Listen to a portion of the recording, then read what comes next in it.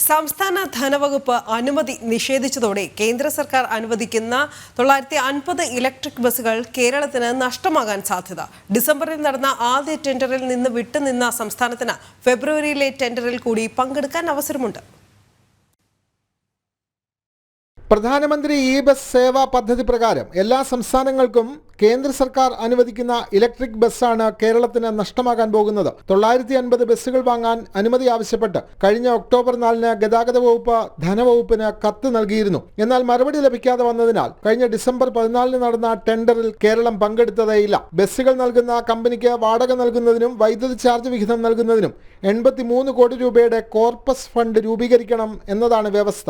ഇതിൽ 48 കോടി രൂപയാണ് സംസ്ഥാന വിഹിതം. കർണാടകയിലെ കോൺഗ്രസ് സർക്കാർ ഇത്തരത്തിൽ 795 ബസ്സുകൾ ആവശ്യപ്പെടുകയും 350 എണ്ണം കൈപ്പറ്റുകയും ചെയ്തു. നഗരപ്രദേശങ്ങളിൽ ഇലക്ട്രിക് ബസ് ഓടിക്കാനുള്ള കേന്ദ്ര പദ്ധതിയാണ് സംസ്ഥാനത്ത് നടപ്പാക്കാൻ കഴിയാതെ പോകുന്നത്. അടുത്ത മാസം നടക്കുന്ന അവസാന ടെൻഡറിൽ പങ്കെടുക്കാതെ വന്നാൽ 950 ബസ്സുകളും കേരളത്തിന് നഷ്ടമാകും. കോഴിക്കോട്, കൊച്ചി നഗരങ്ങൾക്ക് 150 വീതവും, തിരുവനന്തപുരം, കൊല്ലം, തൃശൂർ, മലപ്പുറം, കണ്ണൂർ നഗരങ്ങളിൽ 100 വീതവും, കോട്ടയം, കായംകുളം, ചേർത്തല നഗരങ്ങളിൽ 50 വീതവും ഇലക്ട്രിക് ബസ്സുകളാണ് നിശ്ചയിച്ചത്. എന്നാൽ കേന്ദ്ര പദ്ധതി പ്രകാരം എത്തുന്ന ഇലക്ട്രിക് ബസ്സുകൾ തെരഞ്ഞെടുപ്പിൽ മോദി സർക്കാരിന് നേട്ടമായി മാറുമോ എന്ന ആശങ്കയാണ് ഇടത് സർക്കാരിനെ ഇതിൽ നിന്ന് സഡൻ ബ്രേക്കിലേക്ക് നയിക്കുന്നത്.